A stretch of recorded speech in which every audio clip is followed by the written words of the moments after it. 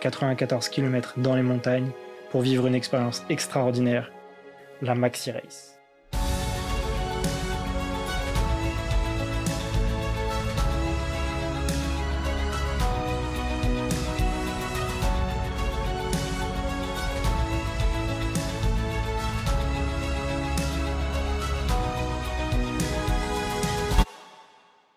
Que d'aventures, que d'émotions. Aujourd'hui, on fait le débrief de la Maxi Race. Je vais pas te mentir, il m'a fallu quelques jours pour faire un débrief personnel et pouvoir t'en parler au mieux. Parce que dans cette vidéo, où du coup on raconte toute ma Maxi Race, je débriefe à chaud. J'ai pas réussi à prendre trop de recul.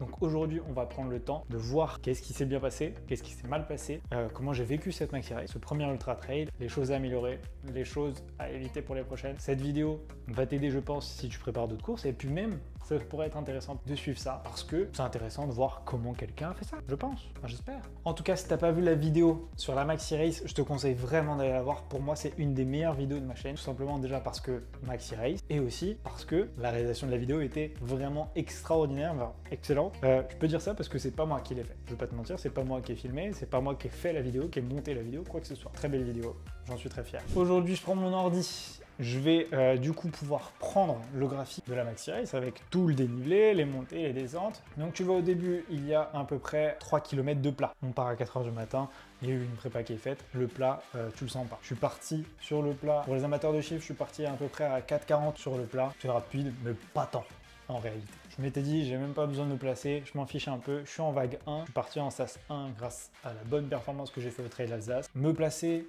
ça devrait aller, j'aurai pas de bouchon, donc ma tête, je me suis dit, je vais essayer de pas perdre de calories là-dedans. Donc tout se passe bien et j'attaque la première montée. Très rapidement, en fait, j'ai essayé de manger. J'ai essayé de manger normal, j'ai suivi le plan alimentaire que je suivais déjà à l'entraînement et qui se passait super bien. Et je sais pas pourquoi, j'avais l'estomac noué, très fortement probable à cause du stress. Le premier gel n'est pas passé, en fait ça m'a tout de suite créé des nausées et tout de suite coupé toute énergie. Je t'avoue que j'ai sensation dégueulasse. J'ai pas de jambes, j'arrive pas à manger. Donc dans cette première montée, j'avais déjà à peu près 5 km que j'ai pris le gel à 15 minutes, c'est ça. Dès 5 km, j'ai senti que j'avais pas d'énergie et que je commençais à avoir les jambes qui répondaient pas du tout. J'ai évidemment fait toute la première montée jusqu'au ravitaillement du Semnoz sans avoir trop d'énergie, en mangeant comme je pouvais, même si ça me créait des nausées à chaque fois. En plan alimentaire, j'étais quand même parti sur une flasque avec 50 g de glucides par heure, plus un gel à prendre toutes les heures, ce qui me montait à peu près à 80 g de glucides. J'ai pas réussi à prendre le gel, on verra ça après. J'arrive au ravitaillement du Semnoz où là je dis que j'ai déjà pas de sensation, j'ai pas de jambes, j'arrive pas à bouffer. Franchement, c'était dur à monter là. J'ai hâte d'arriver en haut pour la bascule, commencer la descente. J'arrive au ravitaillement du Semnoz, en réalité ça va quand même plutôt bien. J'arrive à courir, ça va, c'est juste que j'ai pas de bonnes sensations. J'arrive en haut du Semnoz en 2h05, ce qui est quand même pas si mal en réalité. Il y a une toute petite bosse qui est juste après le ravitaillement. Dans ma tête, je me dis qu'après ça descend, donc je suis libéré. Personnellement, les montées, c'est pas mon fort. Je descends la première descente, parce que c'est pas facile de descendre une montée. Kevin humoriste a retrouvé toutes mes dates de spectacle, juste... C'est pas de spectacle. Et tu vois, cette première descente, moi, normalement, mon point fort, c'est les descentes. Justement, dans la montée, je m'étais dit, ok, on attend et après comme ça je serai un peu plus tranquille pour la descente. Qu'est-ce qui s'est passé? Eh ben je me sentais pas bien en descente non plus. Les sensations n'étaient pas au rendez-vous du tout. Je fais toute la descente du Semnoz, ça se passe moyennement bien. J'arrive en bas, je vois mon équipe et je leur dis tout de suite, les gars, j'arrive pas à manger. J'arrive pas à bouffer. Ils continuent de me dire, bon, continue de manger, t'inquiète, ça va passer, c'est rien. Dans l'idée, mais sur le fait, ça passe pas. Donc je prends en fait très rapidement la décision d'arrêter de manger. Là, on est au kilomètre 30 et je me dis j'arrête de manger. J'arrête de manger mes gels, ça me crée plus de nausées qu'autre chose, donc j'ai tout simplement arrêté. Est-ce que c'était une bonne idée? Est-ce que c'était pas une bonne idée? J'en sais rien. D'ailleurs, dites-le moi en commentaire si vous pensez que c'était une bonne idée d'arrêter de manger à ce moment-là, ça peut être intéressant d'avoir de l'expérience. À ce moment-là, j'attaque une des plus grosses montées. À ce moment-là de la course, j'avais pas eu trop de boue. Ça s'était même très bien passé. Sauf qu'on attaque la partie la plus boueuse, sachant que c'est une des montées les plus raides à un moment donné. Finalement, arrive ce qui devait arriver, très compliqué de monter. Pas de jus, encore moins de jus parce que la montée est plutôt raide, comme tu le vois. Et en plus de ça, elle est très boueuse. Je m'appuie sur les bâtons très fort pour pouvoir avancer. C'est pas facile. Bizarrement, je gagne des places quand même. Quand j'arrive au ravitaillement du Semnoz, je suis à peu près à la 160e place. Bon ou pas, j'en sais rien. Arrivé en haut du col, franchement, j'étais content d'arriver en haut de ce col. Tout simplement parce que j'en ai bavé pour monter. Je suis content. J'ai passé le plus dur de la première moitié. Parce que j'ai déjà fait une belle partie du dénivelé positif de la première partie. Et à ce moment-là, on n'est que au 36e kilomètre. Donc je me dis, ok, c'est cool, ça va un peu mieux. je vais pouvoir dérouler dans la descente. Qu'est-ce qui s'est passé? Sans doute, les sensations n'étaient toujours pas au rendez-vous. Mais c'est pas grave, c'est des choses qui arrivent. Je reste concentré dans ma course, j'ai juste un peu de nausée, ça va aller mieux, je le sais. Qu'est-ce qui se passe ensuite? Je fais toute cette descente là et ça se passe en réalité plutôt bien dans l'ensemble. Je grappille des places, je dépasse 1, 2, 3 personnes. J'arrive à la dernière montée de la première partie, je revigoré, je retrouve un peu d'énergie, j'ai plus de nausée, ça fait du bien. Au niveau de la place, je vais pas te mentir, je saurais même pas te dire, je pense que je dois être dans les 150, 145 premiers et je double du monde dans cette montée. Première fois de ma vie que je double du monde dans une montée, ça fait très plaisir. J'attaque la descente qui est juste après, qui est une descente similaire à ce que j'ai à la maison au niveau de technicité et tout. En réalité, je suis comme à la maison, ça me fait du bien. Je fais la descente, tout se passe bien et là, problème. J'arrive sur le plat. J'arrive sur le plat à Doussard. Il y a une grande phase de plat où en fait, je monte en température et les nausées reviennent très rapidement. Les sensations pas folles reviennent vite et c'est pas forcément très agréable. C'est pour ça que dans la vidéo sur la Maxi Race, au moment où j'arrive à Doussard, là tu vois que j'ai pas une tête pas très content. Tire un peu la gueule. Mais pourtant, tu vois, sur cette phase de plat, je suis à peu près à 5-10 du kilomètre. Donc en réalité, c'est une vitesse plutôt élevée, après 45 km. C'est plutôt cool. Tu Blanchard, il devait être à 4,30 à ce moment-là. Bon, faut pas se comparer à l'incomparable. Maintenant, on attaque la deuxième partie de la course. En réalité, sur cette Maxi Race, la plupart des gens disent, et ce qu'il faut avoir en tête, c'est que la ligne de départ est à la mi-course. C'est une nouvelle course qui commence. Et donc, en tête, il faut arriver le plus frais possible. Tout simplement parce qu'on arrive réellement à la moitié de la course, mais aussi parce qu'on attaque la partie la plus dure en termes de dénivelé, que ce soit dénivelé positif et négatif. On va prendre des gros cols, des grosses descentes, et généralement, c'est l'endroit où il fait le plus chaud de la course. Je rentre dans le ravitaillement de Doussard, je rentre à peu près à la 130e place. Je vois mes équipes, je fais un ravitaillement express parce que j'ai pas envie de rester là. Tout simplement parce que cette phase de plat, j'ai envie de l'oublier. J'ai envie de l'enlever, j'ai envie d'attaquer cette deuxième partie. J'ai envie d'y aller parce que déjà j'ai envie d'attaquer cette partie. Et aussi, je me dis qu'il y a des gens qui sont cramés de la première moitié et c'est le moment de grappiller des places. Et c'est là que j'ai fait peut-être une petite erreur. C'est qu'en fait, si j'étais peut-être resté 1 minute de plus, j'aurais pu parler avec ma copine, parler avec des amis qui me donnent plein d'énergie parce que après il m'attend un gros truc. Prendre 1 minute aussi pour boire un peu plus, pour m'hydrater, pour manger, ça aurait pu m'aider parce que juste après, c'est le début des enfers. Je sors du ravitaillement de Doussard rapidement, peut-être trop rapidement comme tu l'as compris. Je passe de la 130e place à la 100e place. Je gagne 30 places juste sur le ravitaillement parce que je vais plus vite que les autres pour me ravitailler. Dans l'ensemble de la première moitié, je t'ai dit que c'était pas facile. J'avais pas de bonnes sensations. C'était plutôt dur mentalement. J'attaque le col de la Forclaz qui est juste après le ravitaillement de Doussard. Ce qui s'est passé en gros, c'est que je suis tombé dans le fond du trou. C'était très compliqué à ce moment-là. C'était pratiquement impossible d'avancer en réalité.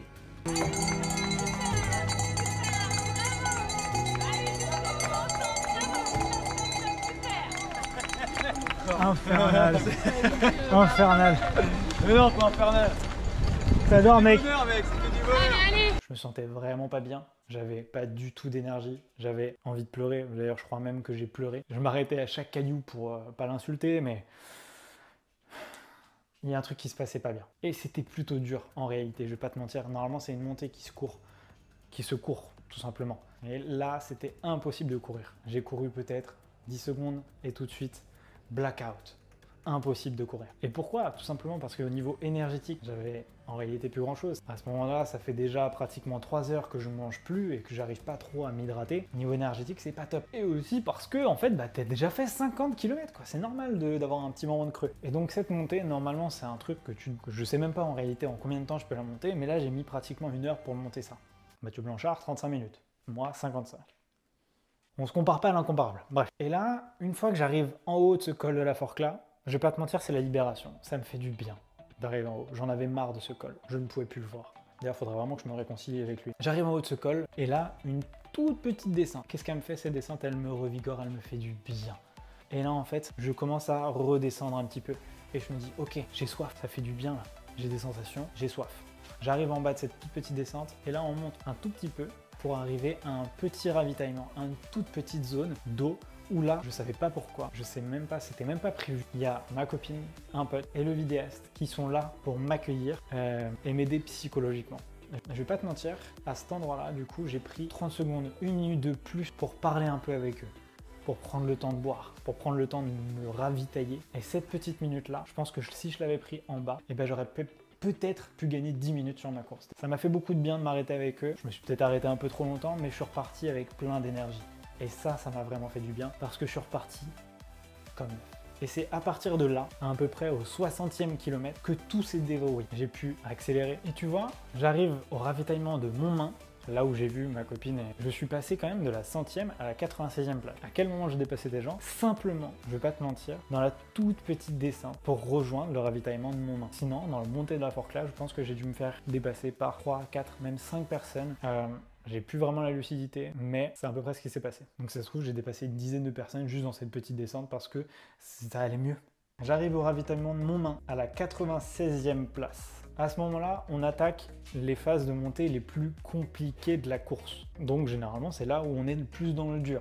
J'arrive tout en haut, et je t'avais dit que là, du coup, ça allait mieux pour moi. J'arrive tout en haut à la, et là c'est fou, je passe de la 96e place à la 77e place. Et là c'est fou parce que, normalement, c'est des périodes où je suis pas très fort en montée, mais du coup, ça allait mieux.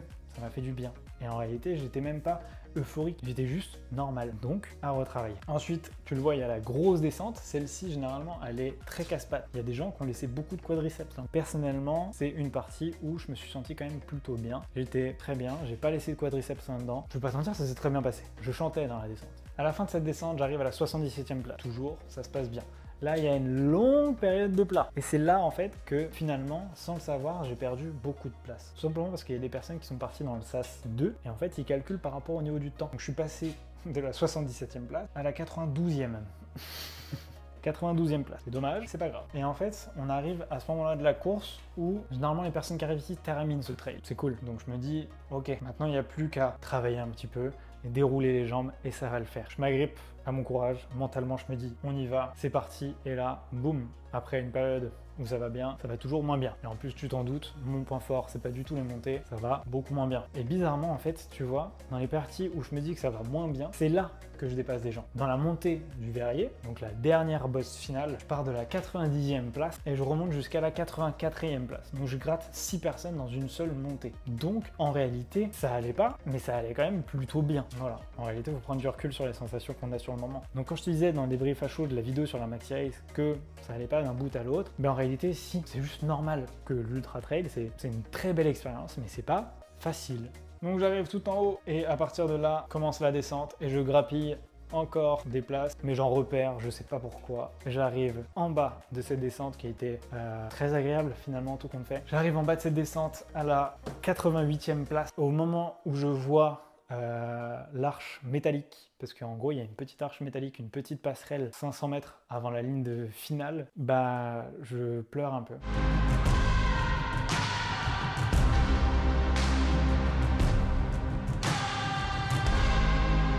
Fait du bien, j'ai beaucoup d'émotions qui ressortent, beaucoup d'émotions qui s'étaient ancrées en moi dans le col de la Forclaz et ça me fait vraiment chaud au cœur de voir cette ligne d'arrivée, de voir plein de trucs, toutes les personnes à Annecy qui sont là pour toi et en fait c'est bizarre mais tu retrouves du confort, tu retrouves des êtres humains, tu retrouves des peurs. Que j'étais tout seul dans ma montagne, dans la boue, pas à galérer mais presque et ça me fait du bien, c'est fou cette sensation.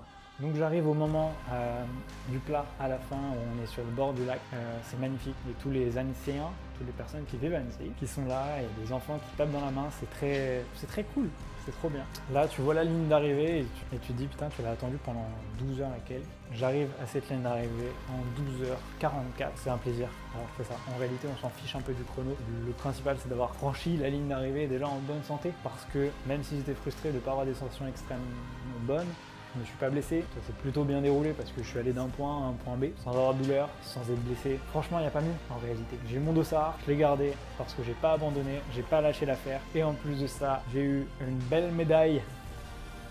J'ai pas fait ça pour la médaille, j'ai fait ça pour l'expérience. C'était un énorme plaisir d'avoir fait ça et je le referai sans aucun doute. J'ai très envie de le revivre. D'ailleurs, dans quelques semaines maintenant, il y a la CCC qui arrive, la petite sœur de l'UTMB, 101 km, 6000 mètres de dénivelé positif autour du massif du Mont Blanc. Ça va être magnifique, ça va être grandiose. On va voir du coup maintenant quel point tirer, du coup quelle conclusion faire de cette course. Avant ça, je vais te montrer mon chien. Elle est en train de chasser sa mouche. C'est bon, t'as trouvé ta mouche. Elle a grandi, hein. Elle a bien grandi la petite, ma fille. Allez, vas-y, va chercher la mouche. Fous des poils partout, ce truc-là. Quelle conclusion tirer de ce premier ultra trail? Premièrement, sur le départ, je vais travailler mon stress. Ça, c'est bon, c'est pas que ça me fait plus peur la distance, mais je pense que j'étais stressé par la distance. J'avais peur de l'inconnu. Maintenant, ça peut paraître bête, mais je connais, j'ai déjà fait. Donc c'est pas que ça me fait plus peur, mais normalement, mon cerveau fait un peu moins peur. Il sait que un pas devant l'autre, ça se fait. Donc déjà, normalement, je devrais être un peu moins stressé. Mais je vais quand même travailler sur ce stress avant la course pour pas avoir le ventre noué. Ce serait quand même déjà pas mal. Ensuite, ce qui va être hyper important, ça va être de travailler sur cette capacité mentale à se dire qu'en réalité, c'est pas parce qu'on a des sensations qui sont pas top que ça va pas. Donc je vais travailler là-dessus. Ensuite, un truc sur lequel je suis assez fier en réalité, c'est d'avoir coupé l'alimentation et d'avoir réagi. Parce que me mettre des nausées à chaque fois, ça m'aurait peut-être mis dans un état pas forcément très agréable et assez négatif pendant tout le long de la course, me forçait à faire quelque chose. Je prenais ce qui passait et le reste, on le laissait. Je suis content d'avoir réagi comme ça parce que du coup, finalement, j'ai réussi à redérouler derrière. J'ai pas été malade. Ensuite, une grosse leçon que je peux tirer, c'est que si ça va pas super fort, peut-être prendre 30 secondes de plus au ravitaillement pour manger, pour boire, prendre le temps de parler avec les personnes que j'aime. Je prendrai peut-être une minute de plus, c'est pas grave, je grappillerai pas 30 places, mais peut-être que je grappillerai 10 places en plus sur la montée. C'est pas grave, cette minute-là, je l'ai prise après au ravitaillement de mon main et j'ai repris 20 personnes.